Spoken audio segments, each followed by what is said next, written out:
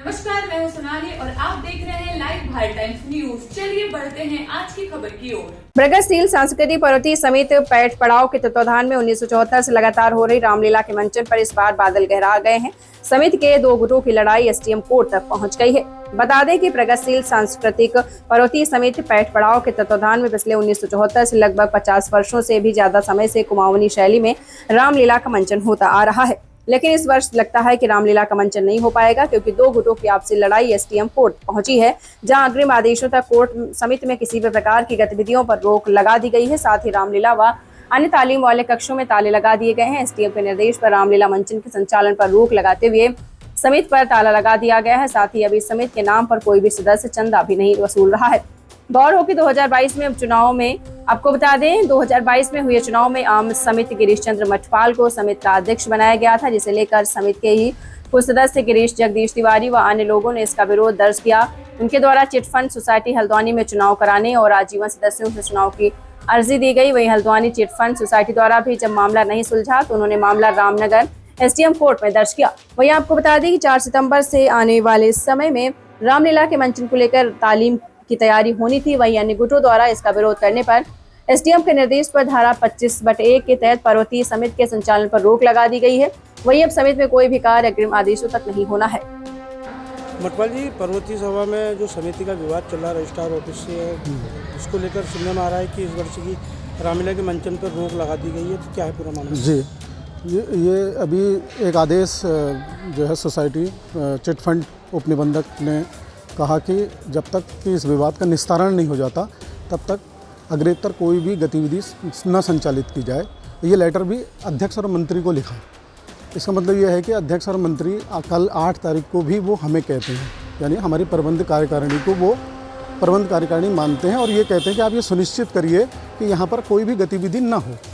अब गतिविधि में तो कोई भी गतिविधि नहीं होगी, तो इस रामलीला मंचन पर भी संकट था, क्योंकि हमने पहले से ही 4 तारीख को तालीम का उद्घाटन करने का दिन निश्चित किया था और हमने तालीम का उद्घाटन 4 तारीख को विधिवत करने के लिए जब हम यहाँ आए तो इसी लेटर को आधार बनाकर पुलिस प्रशासन ये आया, बोले आप जो है यहाँ रिहर्सल नहीं कर सकते क्योंकि इस पर रोक लगी हुई है।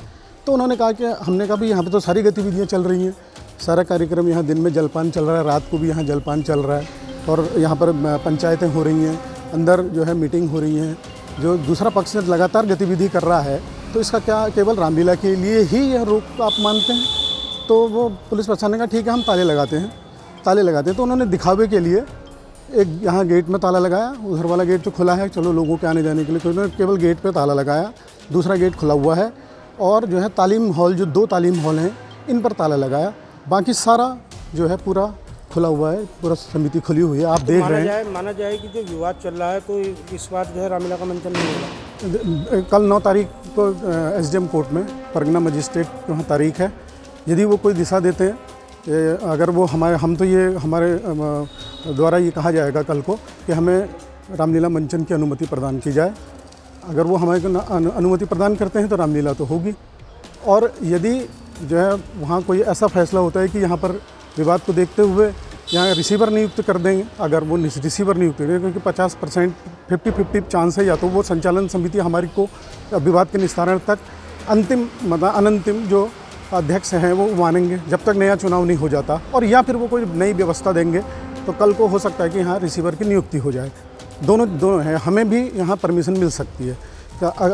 तो रामलीला तो होगी, संभावना तो यह है कि रामलीला होगी, लेकिन हमारा ये कहना है कि समाचार पत्रों में छपा, एसडीएम साहब का भी एक बयान छपा कि तालेबंदी कर दी गई है, पुलिस प्रशासन द्वारा तालेबंदी कर दी गई है। तो इस पर मेरा ये कहना है कि तालाबंदी सिर्फ तालीम हॉल की गई है, बाकी समिति पूरी खुली हुई है, बाकी सारी असंवैधानिक गतिविधि यहाँ चल रही है, मेरा ये आरोप है। और पुलिस प्रशासन से हम कल भी मिले हैं, तो हमने जा करके बात करी, वो बोले हम आज या कल हाँ करके उचित मतलब जहाँ पर ऐसा स्थिति है ताले लगाने चाहिए वहाँ पर हम लगाएंगे, लेकिन अभी तक भी पुलिस प्रशासन का कोई भी यहाँ नहीं आया है। ऐसा सुनने में आ रहा है कि जो रामनगर की करीब 50 साल से पुरानी रामलीला है, प्रगतिशील सांस्कृतिक समिति, इसमें समिति का कुछ विवाद चल रहा है, जिसके चलते सुनने में आ रहा है कि इस बार रामलीला मंचन पर रोक लगा दी गई है। तो आप भी उसमें द्वितीय पक्षी की ओर से पैरवी कर रहे हैं, क्या है पूरा मामला? सभी को मेरी ओर से प्रणाम।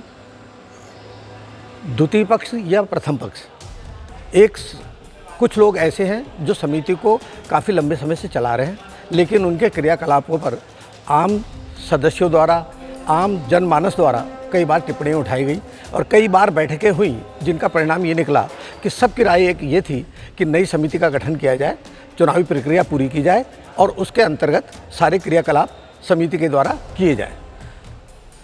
इसके चलते हुए बीच में किसी पार्टी द्वारा एक यहाँ कोर्ट में अपनी तरफ से एक स्टे भी लगाया गया था, जिस पर कोर्ट ने उस स्टे को खारिज कर दिया।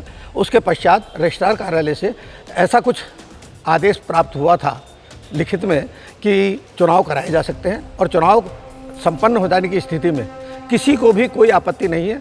विवाद जो लगाया गया है, जो रामलीला रोका गया है, उसका प्रशासन से सीधा संपर्क है। प्रशासन चाहे अतिशीघ्र चुनाव कराकर रामलीला को, जो समाज में काफ़ी लंबे समय से, जैसा आपने कहा है, चलती आ रही है, उसको सुचारू किया जा सकता है। धन्यवाद।